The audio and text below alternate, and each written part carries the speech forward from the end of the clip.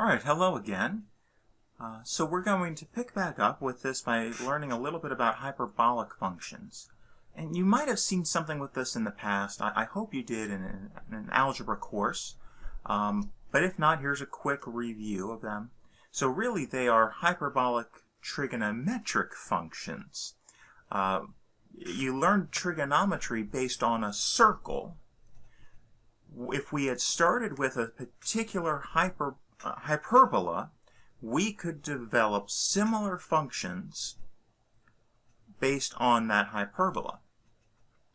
And it turns out that we define a couple of these functions in terms of exponentials, actually. And so the Cinch function, so S-I-N-H, the Cinch function, this is the hyperbolic sine.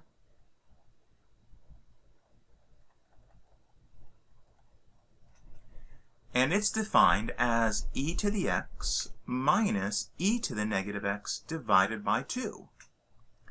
The cosh function, C-O-S-H, cosh, this is the hyperbolic cosine.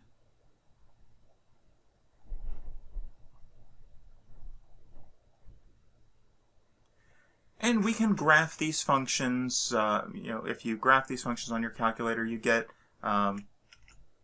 you can see what they look like. But let's worry about some of the analysis with them.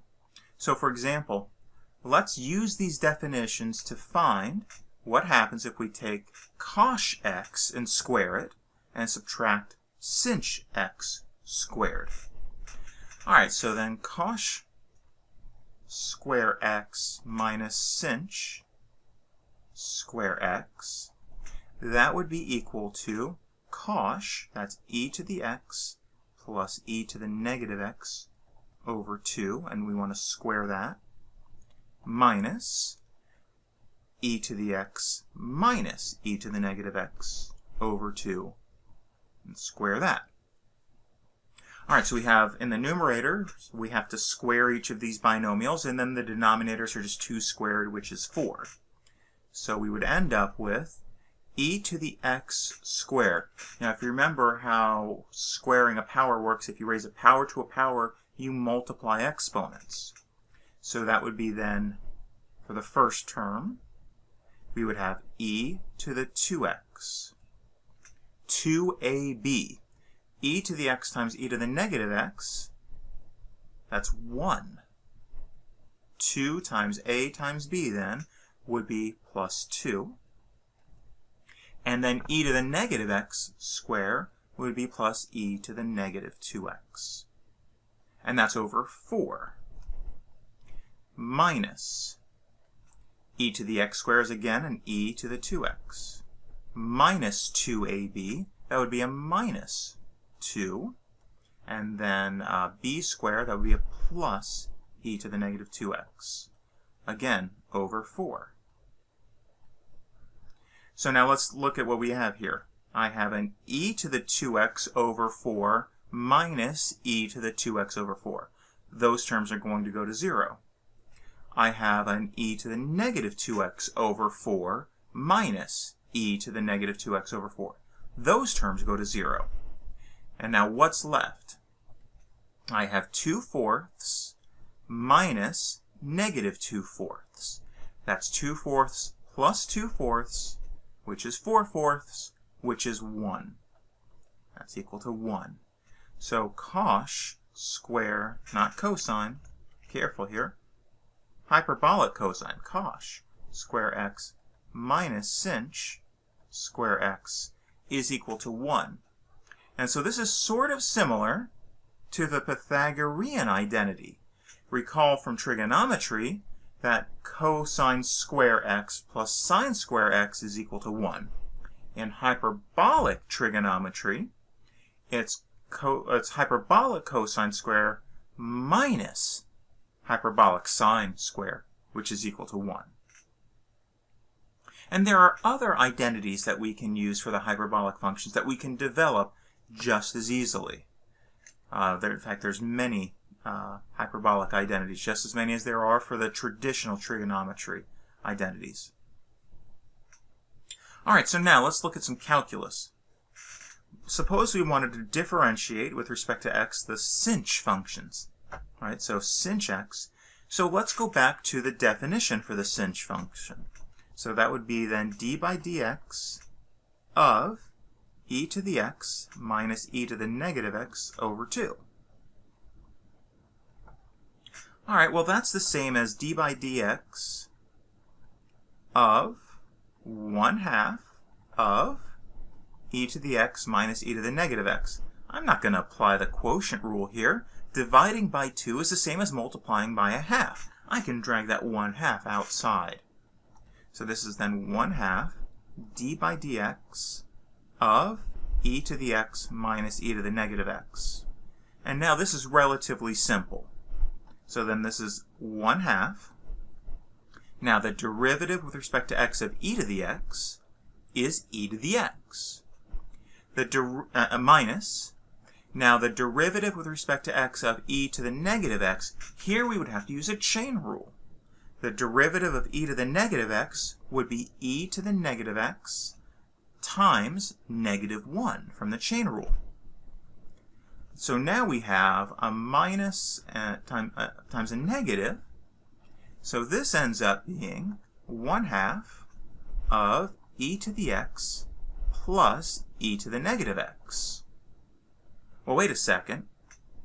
Isn't that the same as e to the x plus e to the negative x over 2?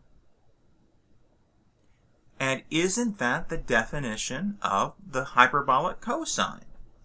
So we can say that d by dx of sinh x is equal to cosh x. All right, so d by dx of sinh x is cosh x.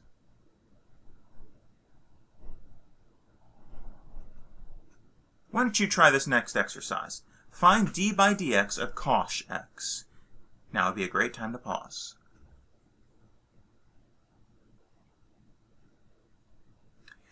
So using the definition of cosh as e to the x plus e to the negative x over 2, and using similar patterns, this would then be equal to 1/2 d by dx of e to the x plus e to the negative x. So I cut out a couple of steps there. I hope you can understand how I got to this point. All right, so then d by dx of e to the x is e to the x. D by dx of e to the negative x is e to the negative x times -1, same as before. So then this is 1/2 of e to the x minus e to the negative x, which is e to the x minus e to the negative x over 2. So then d by dx of cosh x is sinh x. All right, so, and if you remember back in earlier sections, when we figured out the derivatives for the plain old sine and cosine functions, we saw that there was a pattern there, right? The derivative of the sine was the cosine, but the derivative of the cosine was negative sine. Now we have to be careful here. For the hyperbolics, there is no sign change. There's no sign sign change. The derivative of the sinh function is cosh. The derivative of the cosh function is sinh. No sign change. There's no negatives involved here. So we've got to be careful about that.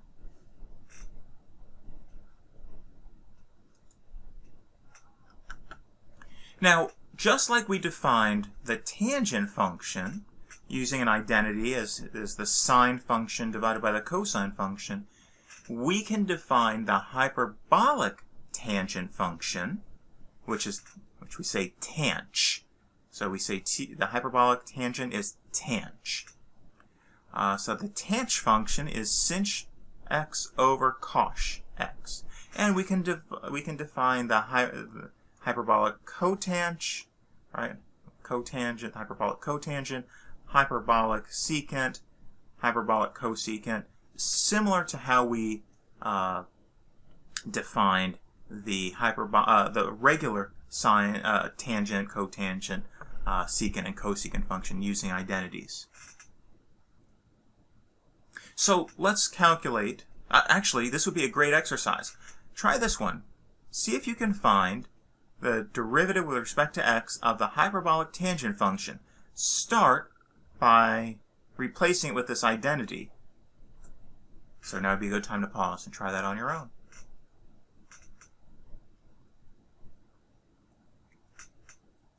Alright, so d by dx of the tanh, that would be d by dx of sinh x divided by cos x. Alright, so what would I need to use here? I hope you said quotient rule. Alright, so then quotient rule, 2, 3, 4 factors in the numerator, and a factor square in the denominator. We've seen that plenty of times now. Alright, so we differentiate the top. The derivative of the sinh function is cos x. We leave the bottom alone, cos x, minus. Now we leave the top alone, sinh x, and we differentiate the bottom. The derivative of the cos function is the sinh function. And then we have the denominator square, cos x squared. Alright, so now if we look at this, we have hyperbolic cosine, cos x times cos x, so that's cos square x minus sinh square x over cos square x. And then if we look at that numerator, we say, hey, didn't Joel tell us something in the last slide? Isn't cos square x minus sinh square x equal to 1? Yeah, it sure is. So then this is equal to 1 over cos square x. And if 1 over cos x is hyperbolic secant of x, then it should seem reasonable that 1 over hyperbolic cosine square is the hyperbolic secant square. So hyperbolic secant square x. And if you recall, the derivative of the tangent function, the traditional tangent function, was secant square x. The derivative of the hyperbolic tangent is hyperbolic secant square x. Pretty neat, right? Maybe not. I find it interesting, though. Alright, so then it turns out, I won't prove these other three. We don't use them quite as often. I won't prove them, but it turns out, and these would be relatively easy to prove on your own. It would be good practice. D by dx of the hyperbolic cotangent, that's negative hyperbolic cosecant square x. So there is a negative on that one. And then the derivative of the secant. Well, the derivative of the secant function, the traditional secant, was secant times tangent. And for the hyperbolics, it's similar. The derivative of the hyperbolic secant is hyperbolic secant x, hyperbolic tangent x with a negative. Okay, so that one is a little different. And then for the hyperbolic cosecant, it follows a similar pattern for the traditional, but also with a negative. Alright, so we'd have negative cosecant hyperbolic x, cotangent hyperbolic x. So again, those aren't used as often. We definitely want to know about the hyperbolic sine and the cosine and their derivatives. We'll see the hyperbolic tangent every once in a while, but it's not used quite as often as the hyperbolic sine and cosine. Alright, so here's a couple of exercises. I would recommend that you pause and try these out. Differentiate each of these functions.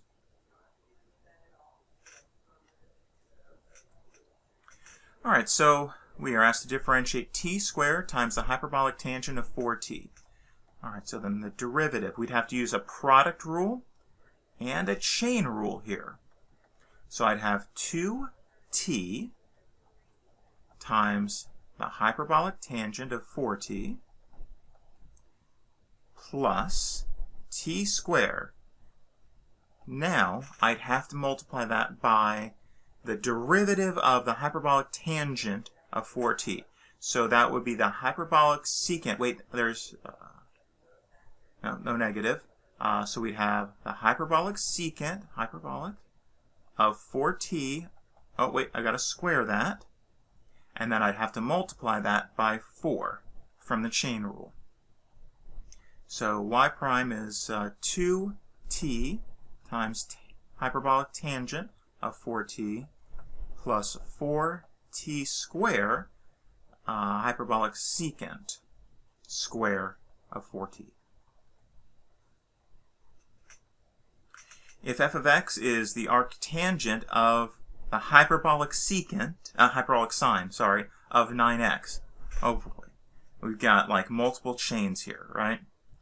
All right, so that's how would we deal with this? F prime of x. All right, so for the arctangent, that's 1 over something square. 1 over 1 plus something square. 1 over 1 plus something square times the derivative of that something. All right, so in this case, the something is the hyperbolic sine of 9x. All right, now I've got to multiply that by the derivative of that sinh 9x. So that would be cosh 9x times the derivative of the 9x, 9. So I might write this as f prime of x is 9 cosh 9x over 1 plus sinh square 9x. All right, so that finishes up what I care about. There are inverse hyperbolic functions. I don't usually teach those because, frankly, I've never seen them used in any of the higher level math courses that I ever took. I was never I never took higher level engineering courses, so I don't know if they are necessary in those courses. I hope that if you get to some point where you need the inverse hyperbolic functions and their derivatives, that you will be knowledgeable enough to go back and learn about those on your own. I will only ask you to know how to deal with the hyperbolic functions, hyperbolic sine, cosine, tangent, cotangent, secant and cosecant functions, and their derivatives. So that concludes this topic. I'll see you next time.